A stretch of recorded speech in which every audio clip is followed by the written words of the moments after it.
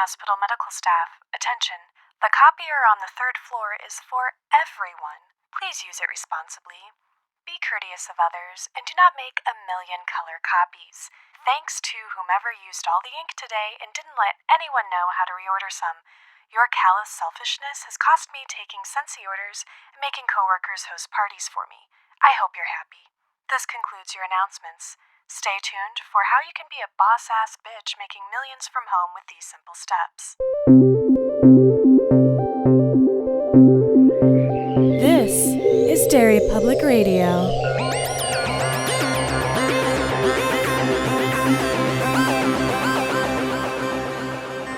Welcome back to Derry Public Radio, a bi-weekly Stephen King book club podcast. I'm one of your hosts, Joshua Kahn, alongside CM Alexander. Hello, everyone. And still, sadly, no Ben. We miss him very much, and he'll be back soon, we promise. But please welcome, joining us, for those of you who've listened to Kids on Bikes, you'll know this voice very well. It is our game master. Welcome, Jeremy Marr. Hi, incontinent readers. And today we are covering episode 12 of Kingdom Hospital, Shoulda Stood in Bed, and we have CM leading our discussion. CM, take it away.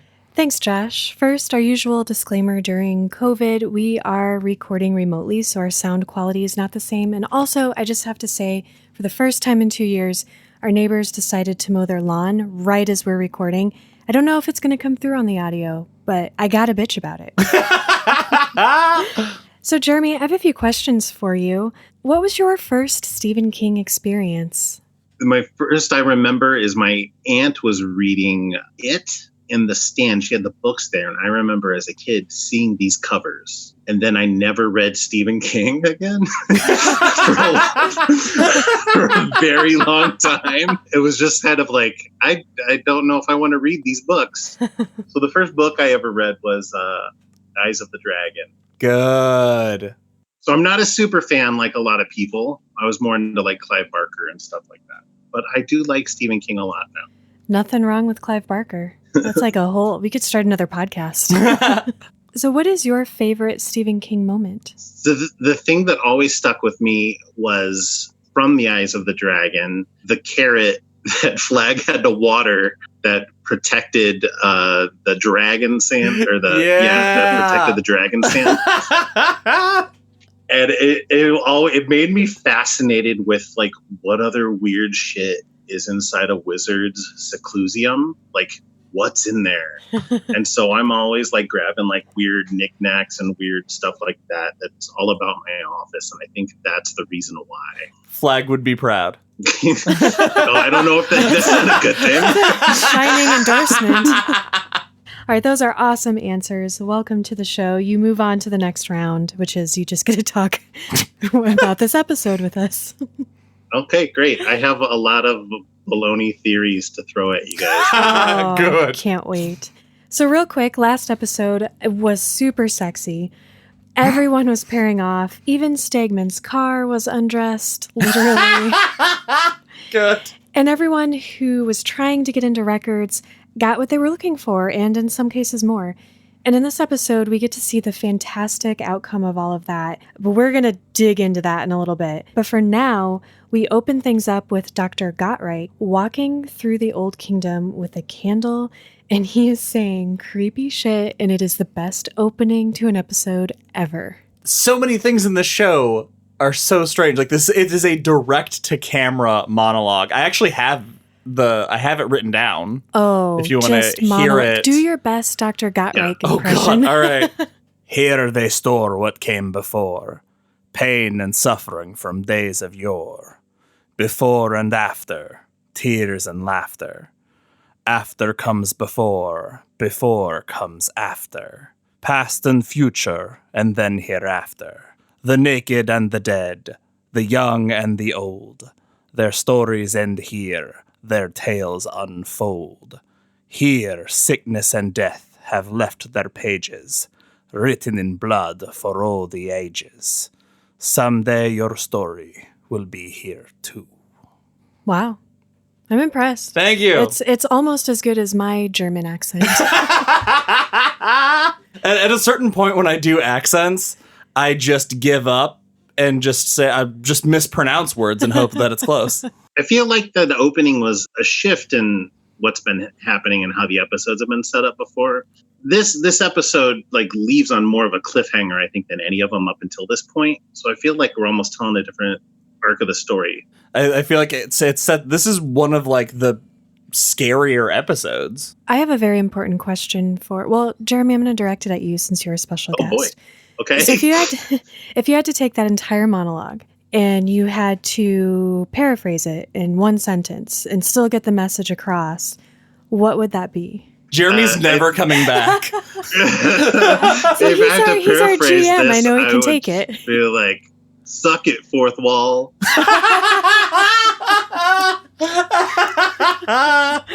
That's Perfect. Excellent. It's like, really, isn't it just in a way, it's like, don't try to make sense of this show. I mean, in a way, I mean, it's like, because it's mostly just playing with themes, right? Before it comes after before. So this whole setup for this thing, I don't know if you guys have heard of the liminal space before. No. It's where transitions in life happen. So it's not really like, okay, so I can tell you like the definition of liminal. Limen comes from the Latin root limen, which means threshold. So this is kind of like the hospital is probably like an ultimate liminal space, right? Because it comes between what was and what's next. You're constantly waiting. So there's like at a hospital, you're sick and then you become healthy, or maybe sometimes you go from life to death or whatever. And I was wondering if Stephen King was kind of exploring this concept of the blurring between realities. That's what this feels like to me. And that's why I thought like this opening thing set that up. Now you're in it. You're in this movie or the TV show.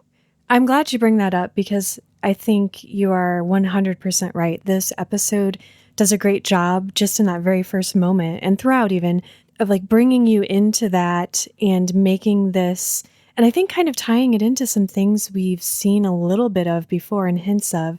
This is very much about time and space and what's going to happen with that. We sort of, I don't know, I kind of think of the black noise, which Richard likes to call the black voices too, as another dimension sort of that we're right up against, and we're sort of getting glimpses of that and coming in and out of it throughout these episodes. And I think that's really, really cool. Yeah, I think a hospital is the perfect representation for transition. And speaking of transition, we go right from this to Otto, who is outside. He's still rocking the no glasses look, but I really wish that Jesus would have healed his haircut. Time has to do that. CM. He's outside doing maintenance things, and Abel and Krista are discussing the upcoming earthquake. And as we cut back and forth from outside the hospital with them to inside, it's just cool because they're commenting on various things that our characters are doing. Otto is driving a trash Zamboni. Right? Yeah. Like, he's very bad at it. I feel like he still needs his glasses. I feel like that's a Johnny B. Good job, and Johnny's not here, so Otto has to do it. But yeah, our Greek chorus has got a Greek chorus and tee up what everybody's going to experience in this next day. I believe it's at the end, either the end of last episode or somewhere in this episode, that Schwartzton specifically says there are 4 hours left. And so we are on a clock of when this is going down. Yeah. We're also going to get a little more of Horse Cop, and he changes his name, but not to Horse Cop for some reason. He goes from Saul to Paul, which spooked me out instantly. And since we already have a Paul, in the interest of clarity, I'm going to call him Spall. Good. So Spall can also hear the black noise. I thought you were going to go with Horsepaw. So Spall is a step in the right direction. This felt like a red herring to me, where I'm like, is the other Paul like possessing this guy now?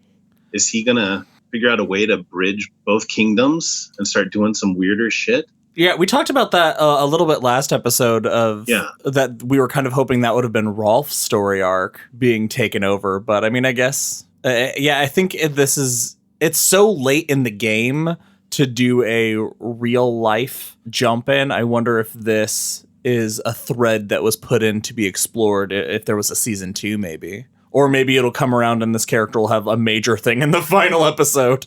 Which, that would be so weird, but I'd be into it because I want to see Paul do weird stuff. Oh, we'll get to see Paul do weird stuff in this episode. Yeah. Okay, before that, we're going to get to see Elmer and Hook do weird stuff. Not... Man, that sounded so sexy.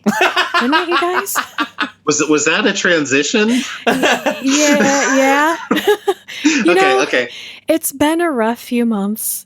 These episodes are going off the rails. I'm doing my best. So we cut to Elmer and Hook gives Elmer the key to his locked fridge. So Elmer finally gets his hands on Frankie's head.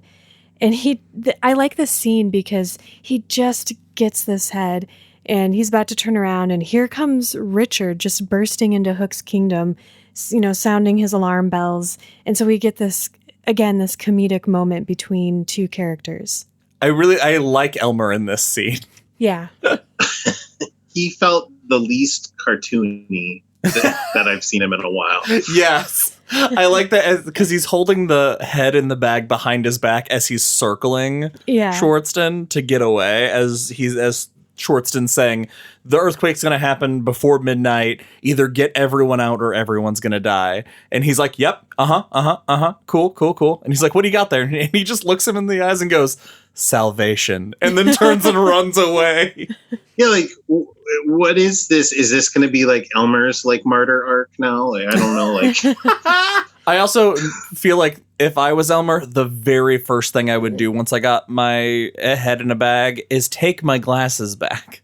Yeah, that evidence that was you who did it. The one thing that has tied him to this is that the head is wearing his glasses still. Get your glasses. How do you prove that, though? Is it just a DNA thing? You scrape some skin cells off of the glasses? I also thought about that, like, are his glasses so iconic to him in that hospital that people look at them? Oh, those are definitely Elmer's glasses. Maybe. Well, they're sure not Otto's. We end this scene with Hook contemplating that all of this is Mary's doing, the big one, which I thought was very interesting. I like that he's giving this like monologue to the ether, and he basically says, Mary, you're messing up the Swedenborgian flow. Whatever that is. Yeah, and then he sort of paraphrases Antibus here when he gives the hands off the key to Elmer, and he says, one good turn deserves another. Yeah. Oh, I didn't catch that. And then there's a thing when, what's the name of the earthquake man? Richard Schwartzton. Then he says, like, go, you got to tell everybody. And Hook just is like, as if anyone would believe me. It was such a sad moment. He has a lot of pull in the hospital.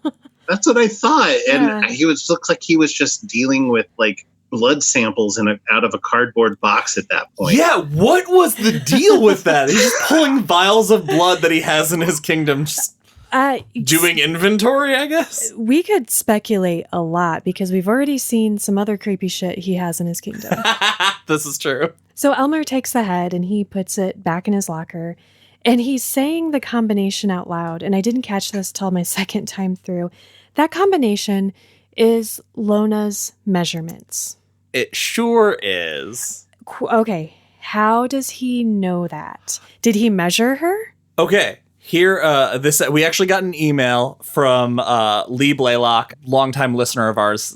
Great emails from this guy. He points out so many things to us.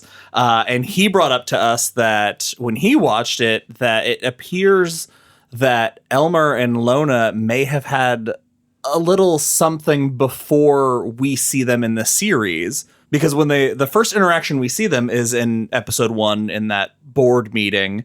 And there's some weird tension there that I just attributed to him being intimidated.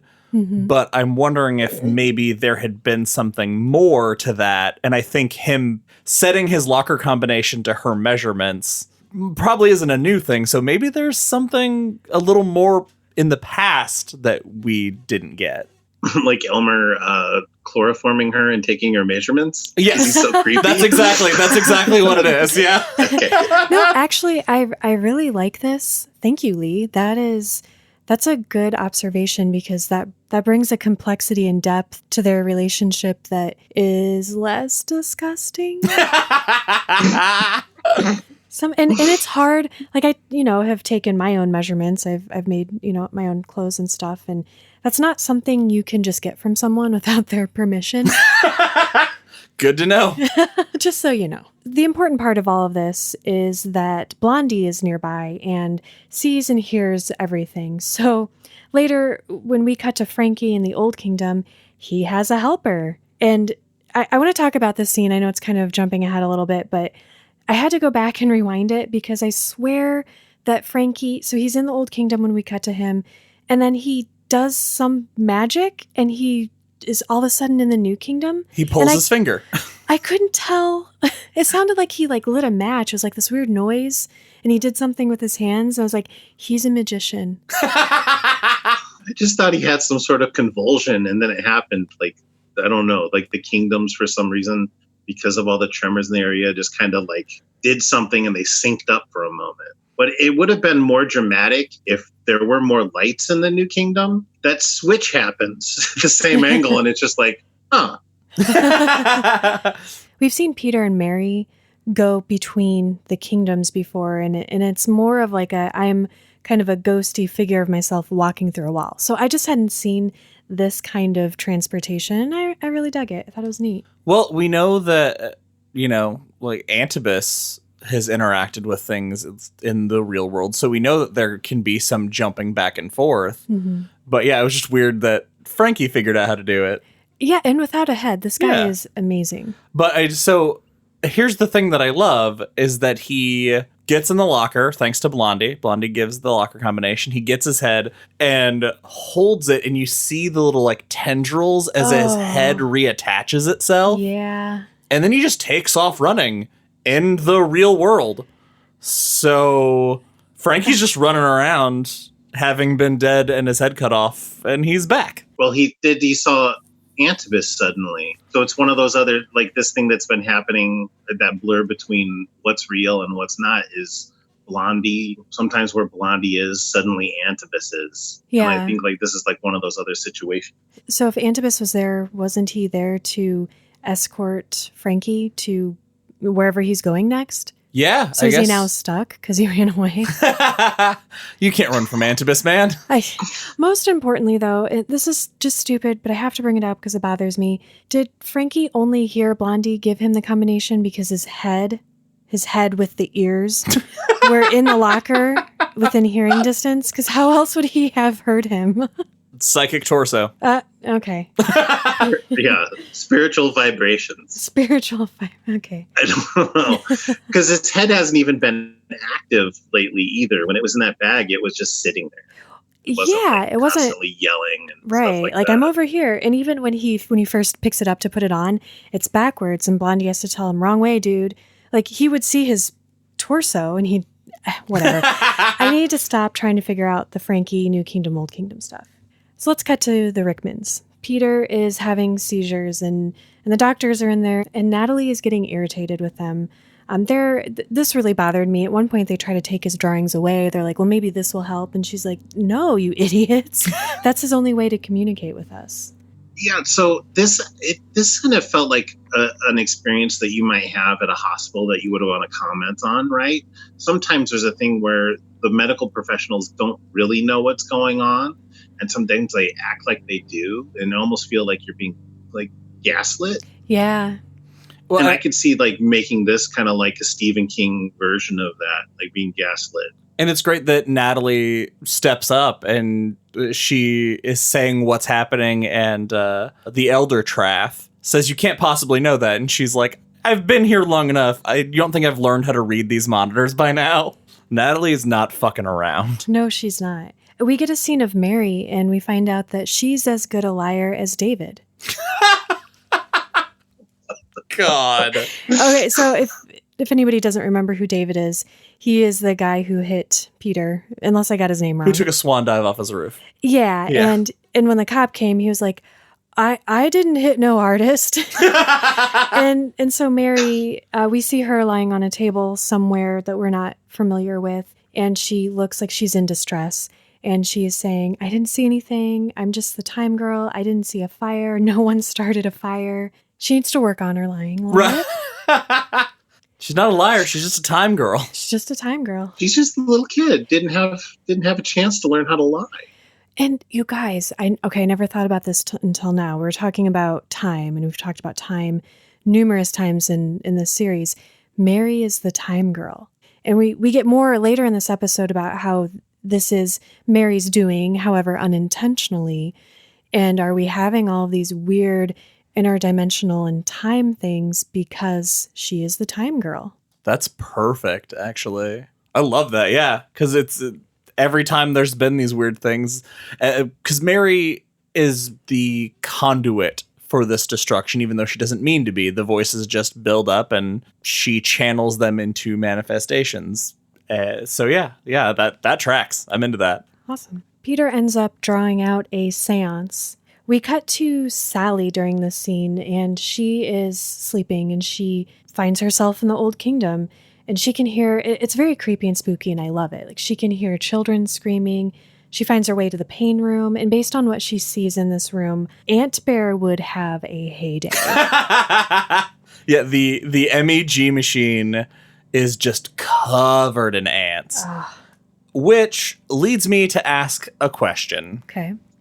I don't know how this is going to make sense, but I'm going to ask it. Are ants representations of human souls? This is interesting because my note that I have is ants are pain.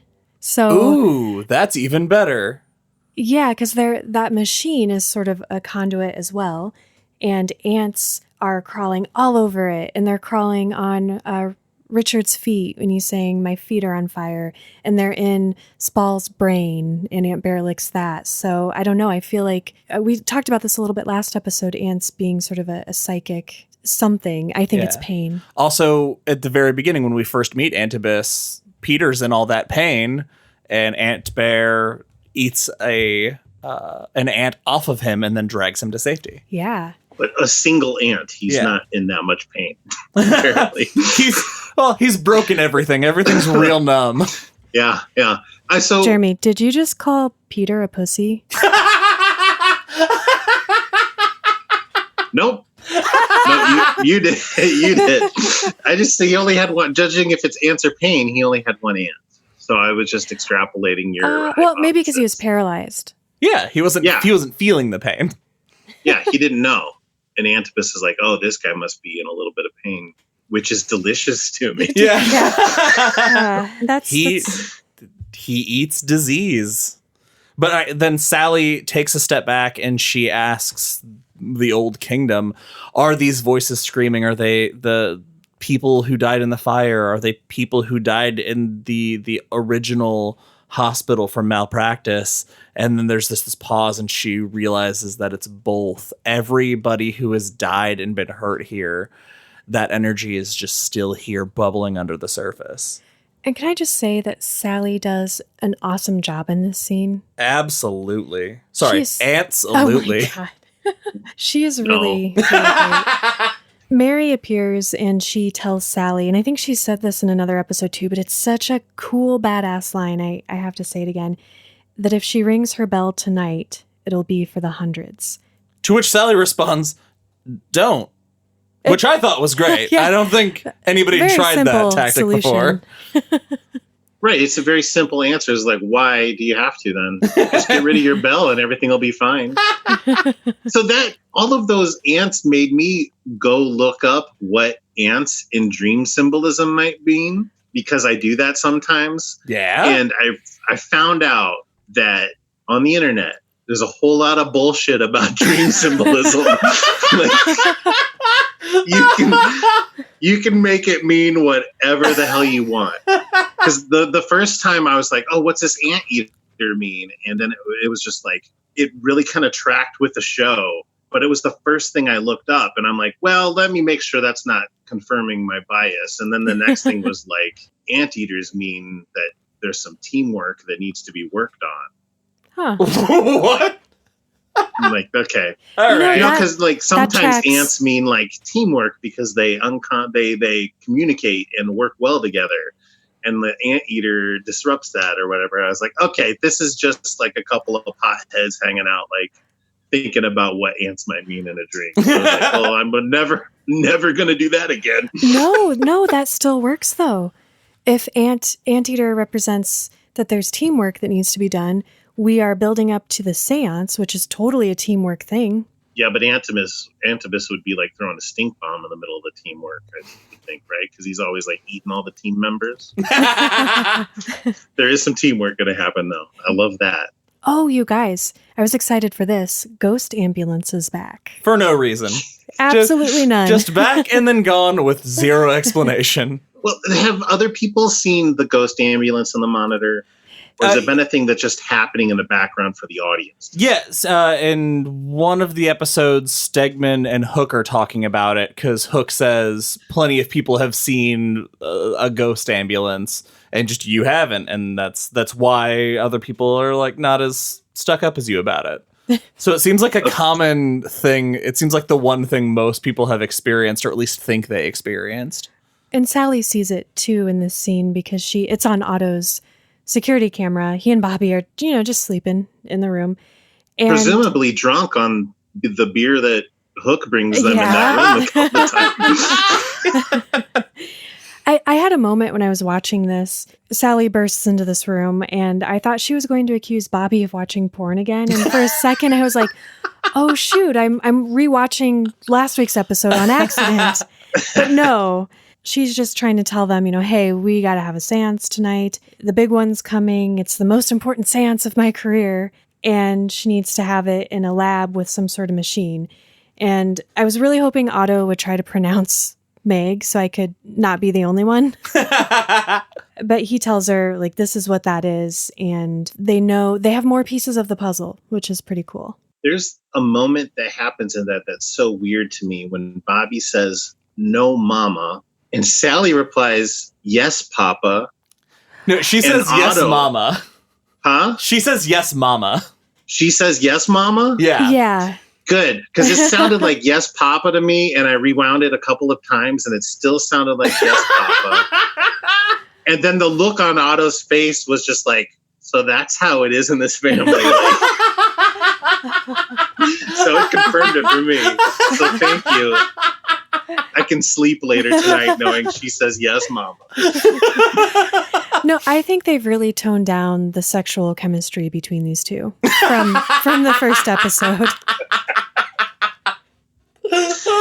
Speaking of gross sexual chemistry with moms, Brenda's on her way to the airport and she is pleased as punch, and she calls Stegman and they're having just the grossest conversation that the limo driver has to listen to, this poor guy. And the only things I caught was love dumpling, huggy boy.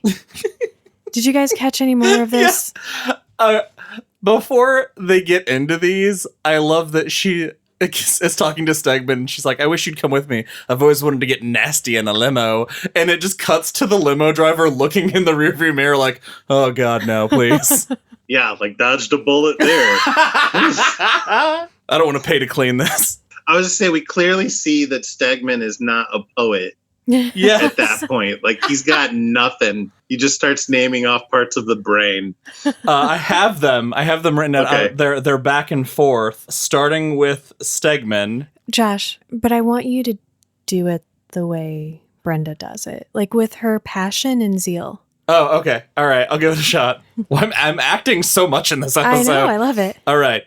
Sugar pumpkin, honey love, baby doll, my little love dumpling, huggy girl, huggy boy, huggy hot, the hypothalamus, my lusty lady of the limbic system, my ardent amygdala. And then she goes, what? That was so disgustingly good. It's like I have PTSD and I just relived that scene. And I still feel terrible like I did when I first watched it. This isn't the first time Josh has wooed himself. So.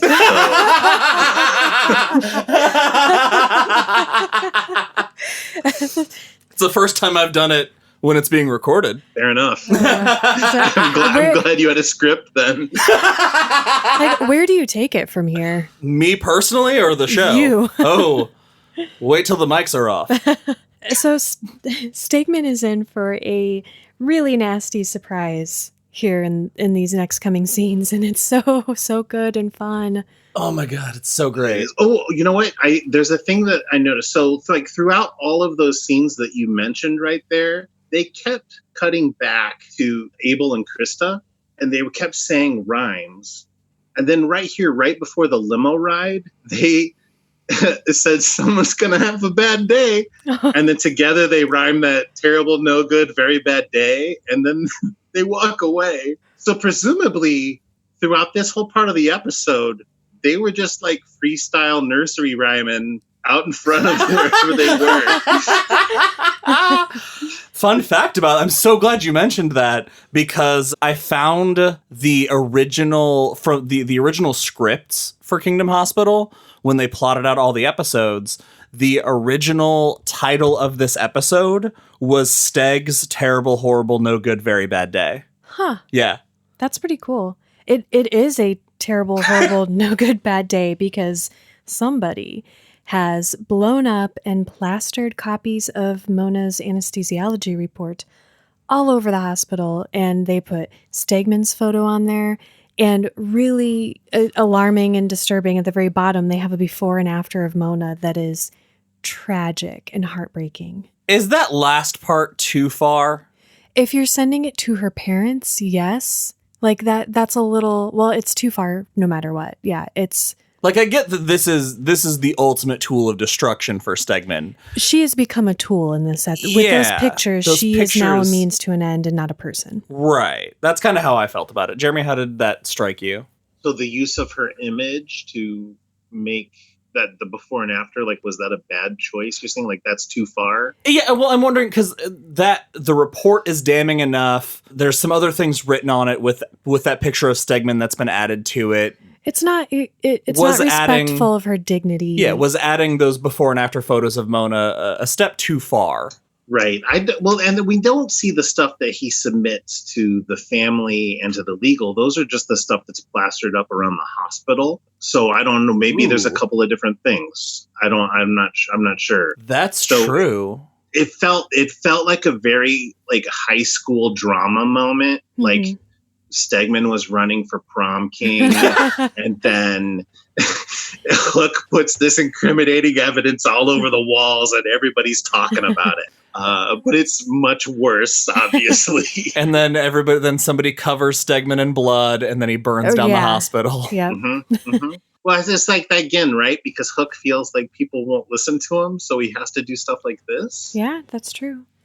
It's very effective for the show. Like it's a good decision in the series because it's extremely impactful. But in real life, yeah, that you'd be like, you got to take these down. You can't put pictures of her like that. This next scene with Hook and Stegman, I absolutely love. Hook gets on the elevator with him, and there are like 3 posters behind him when the elevator opens on Hook, and Stegman sees him sort of standing like in a halo of posters. And he gives Stegman the gesture, and for the first time, the gesture seems like it's actually a middle finger.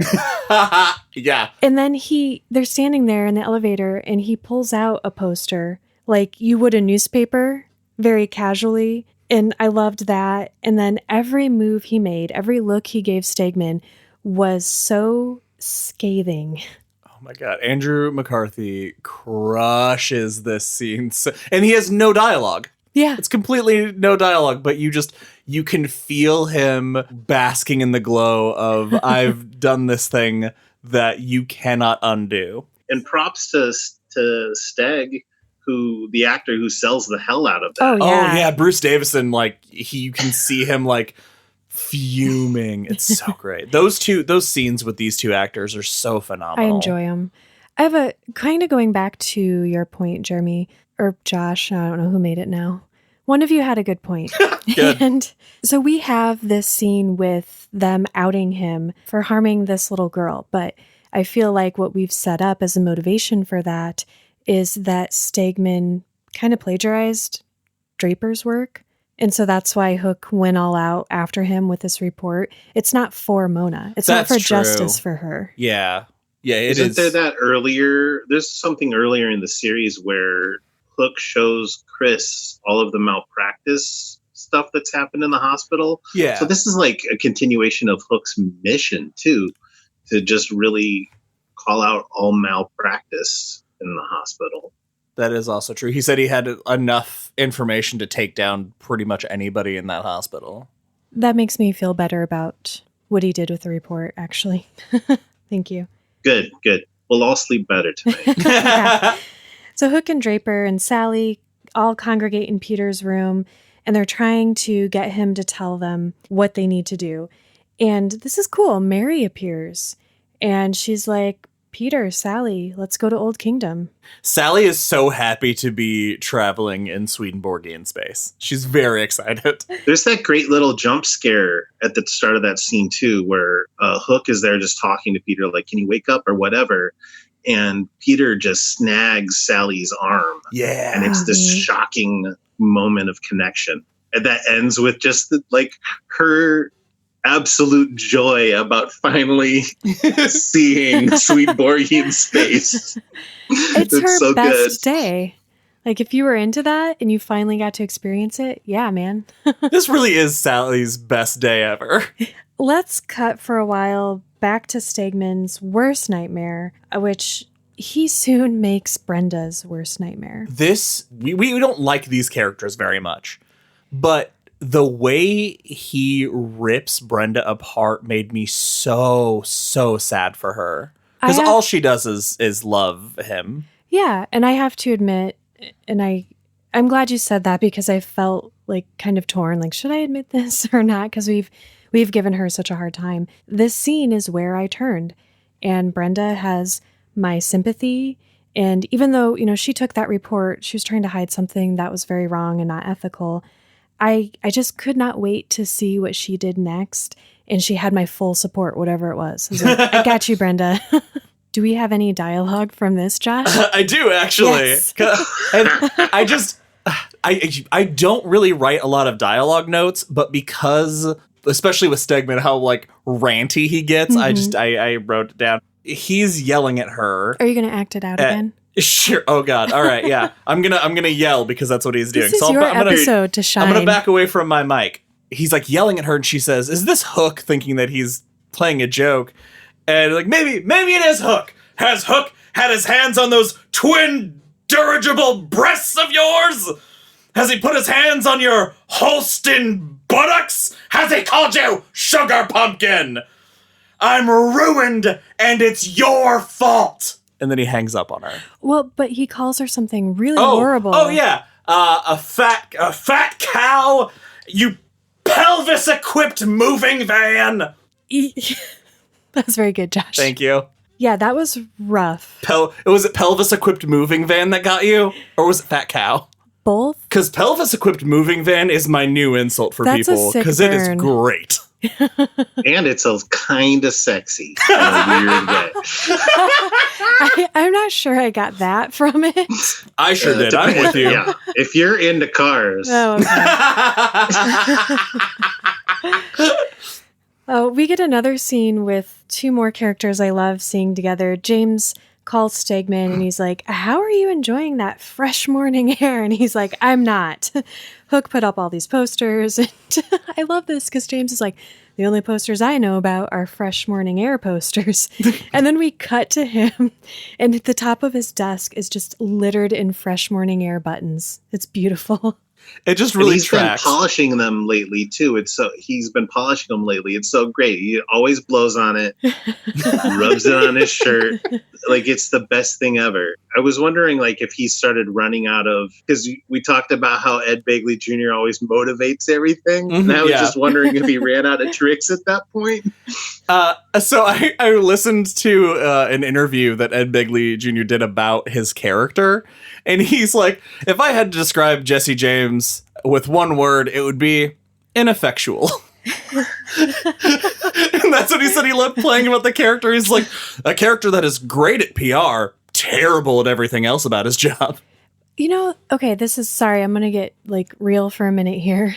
I've had a bad like month, and seeing James just be so laid back and cool and calm and casual about everything, nothing phases this guy at all. He's so positive all the time. People are in front of him fighting viciously, and he's just like, hey guys, just take a deep breath of fresh morning air. I really needed this. And it kind of helped me. I mean, it's ridiculous, but I'm like, just channel some Jesse James. We should make some fresh morning air buttons, some Operation Morning Air buttons. Oh my gosh, yes. You can wear one. Just channel your fresh morning upper class white privilege. Just take a deep breath. Don't worry about it. Okay, well, the buttons are ruined. All right, I have nothing to open this next scene except confusion time, because Paul is Ant Bear.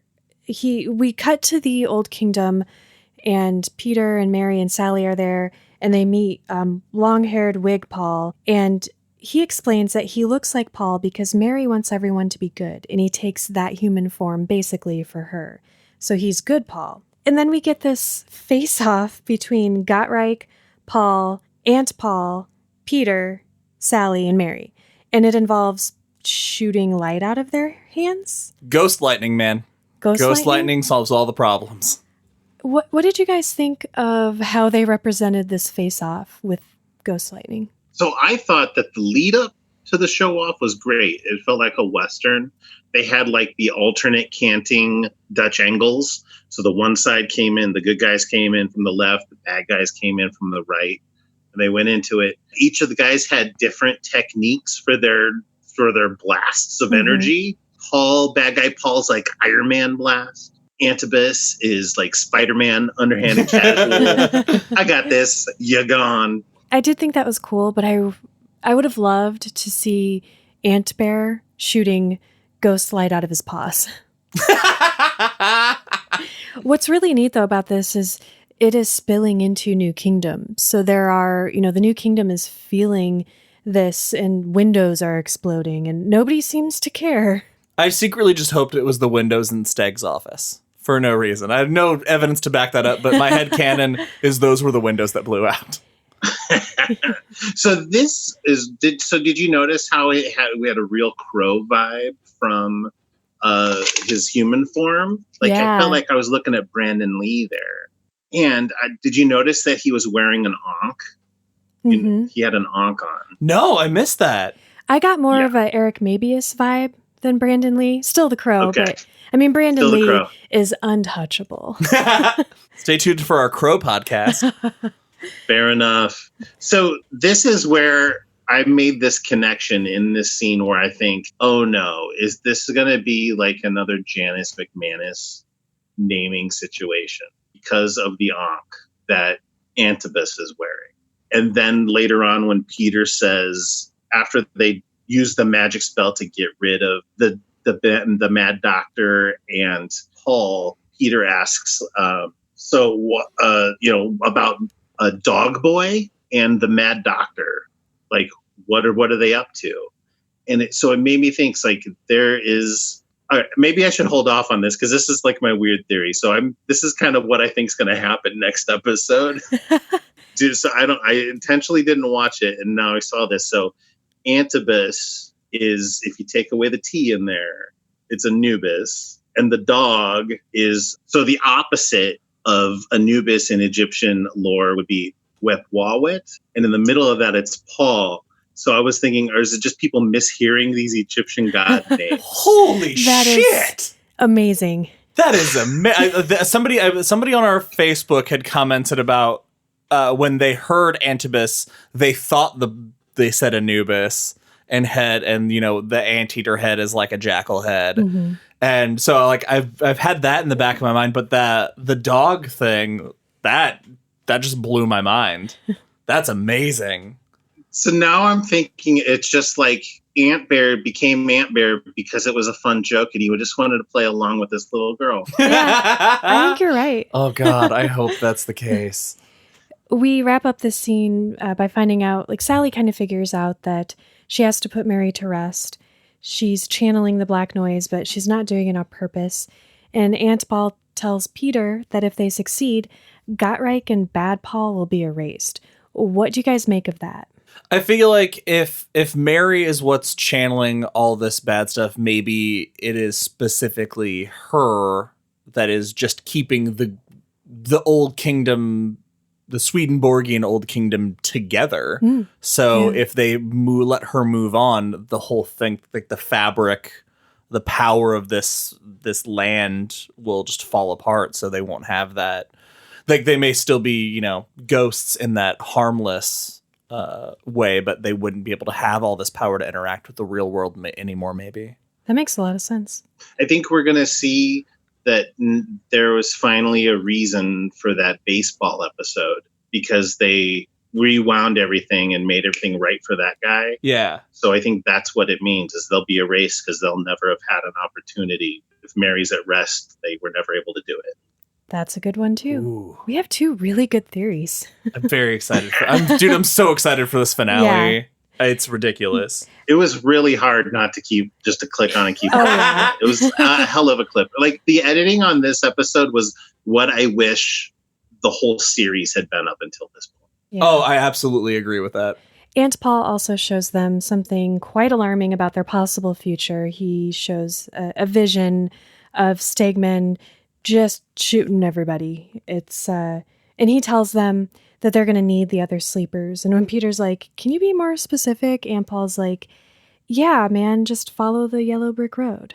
How much more specific do you need? I don't know. I guess next time someone asks me for advice, definitely what I'm going to tell them. But good news, Peter can write just fine now. We've discussed this in our episodes.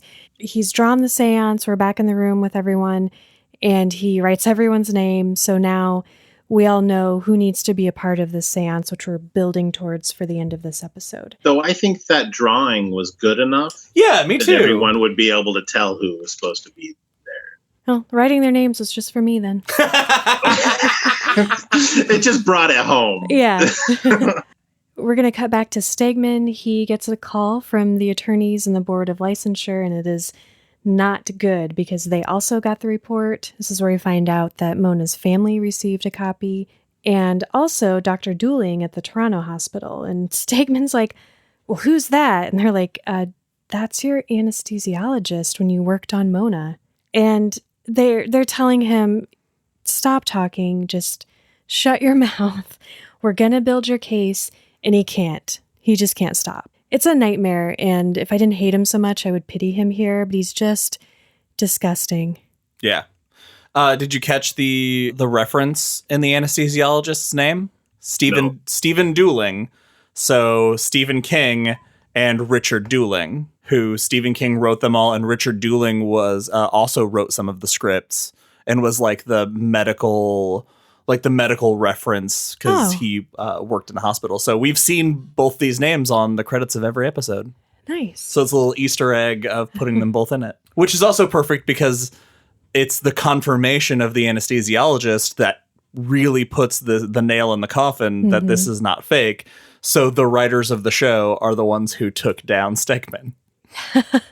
That's cool. Yeah, and they tell him, you're suspended. We're going to have a hearing in like a month. You're effed, basically, which is really nice. And then sort of to tie that up in a beautiful little bowl. Yeah, tie it up in that bowl. Just a ceramic glazed bowl. Yeah. I might be hungry, I guess. To tie it up in a neat bow, we cut to Brenda. And, okay, I love this. I did write this down. The limo driver has taken her back to the hospital. She's ripped up her ticket. And he's like, doctor, what should I do with your luggage? And she says, page Dr. Stegman. And when he arrives, stick it up his butt piece by piece. And she says this as she is walking away from him into the hospital on a mission. And I'm like, yes, what's she going to do? She does. Okay, I don't like what she does because I love rats. But I love what it does to Stegman. Like, I love the message that it sends him. Oh, man. Yeah, she goes into his office and grabs the gun from his desk and then makes her way down to his lab where he's been doing his cocaine rat experiment and just starts laying waste to rodents. She's burning his life to the ground, as she should. Now it's earthquake time, but not the big one yet. And we get a scene with Nurse Carrie and Spall's like, it's okay, lady. It's going to be fine. God will take care of us. And if he doesn't, then he won't. That is easily the most pointless scene in this entire episode. And that's why I brought it up, because I was like, really? So it'll be okay unless it isn't, and then it won't be okay? All right. Wise words, Horse Paul. Like, he was just there to kind of look creepy for a second. Yeah. Yeah. Or he won't, and you'll go,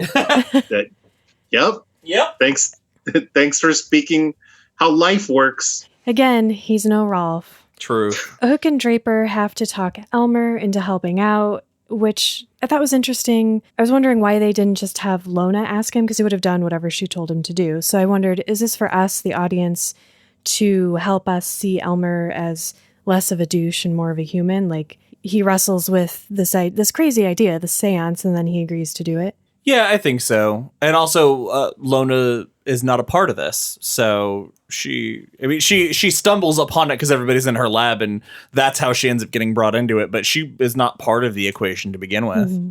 So while all of this is happening, Mary makes sure that Peter sees a fire extinguisher, which we don't come back to at all in this episode. Hopefully we will next episode. I'm curious what that's all about, but I can't possibly guess. It's such a weird thing. And how does she know what a fire extinguisher is? Anyway, they're wheeling Peter into the room where Meg is, and they're preparing for the seance. And Josh, as you said, Lona comes in all fired up, and Bobby gives her the way he treats everything that comes from his pockets, like a crumpled up note from Elmer's dad.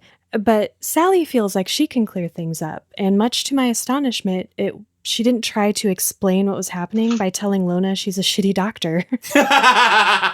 Stegman, meanwhile, is working his way up to killing everyone, and we see Paul behind him making comments that Stegman then repeats. So if Paul wasn't there helping him along or influencing him in some way, do you think he would have formulated this plan to shoot people?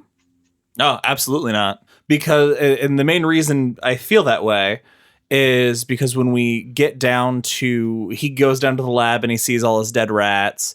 He gets the gun, he puts the gun to his head, and basically says, why give them the satisfaction? I'm going to take everything I have, I'm going to take all this stuff, and I'm going to leave this godforsaken state, go home, and I will fight this from afar. If I get away, they can't hurt me anymore, and I believe he's banking on his reputation and his name meaning enough that he can fight this, or at least throw enough doubt to make this work. So without Paul right there, he's got an idea to be gone. And he does try to leave, I guess.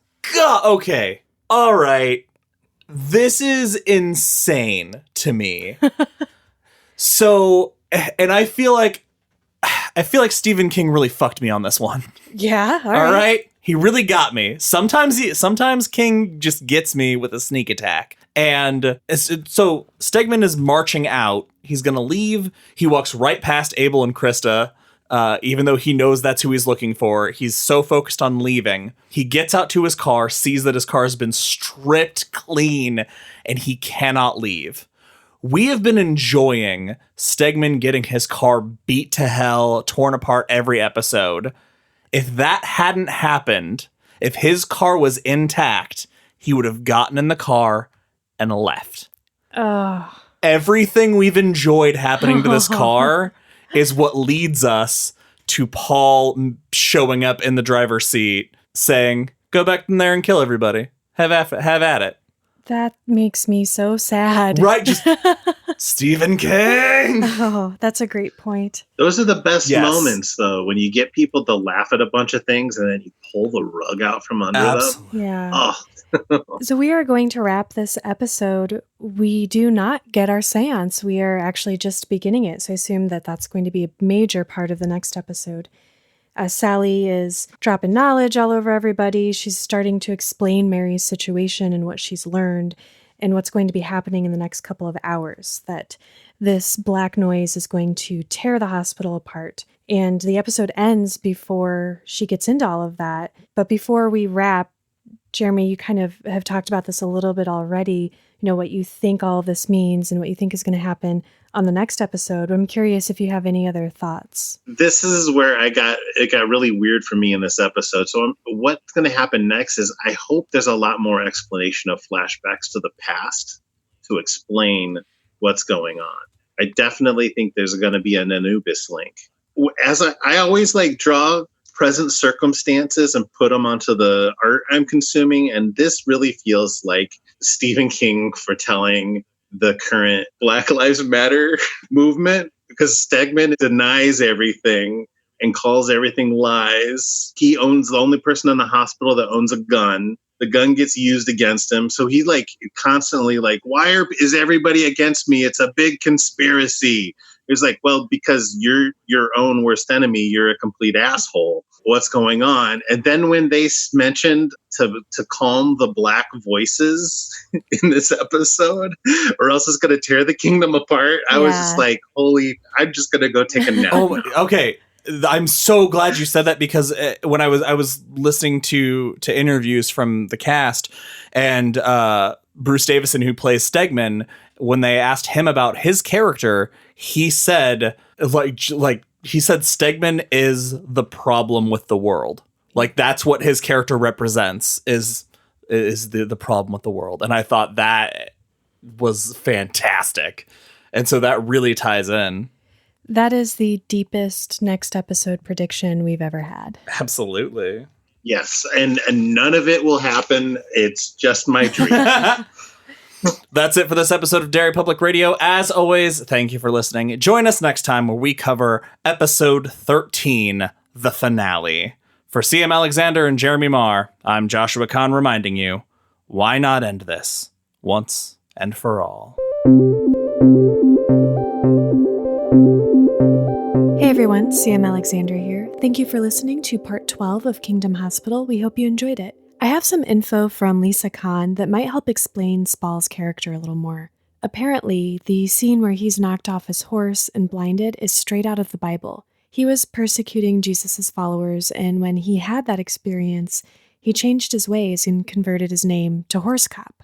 So thank you, Lisa Kahn, for the info. I also want to thank all of you who donated to the NAACP for my birthday fundraiser. If you haven't already done that and want to do a little bit of good today, go to our Facebook page for the link. That's all for now, listeners. Goodbye.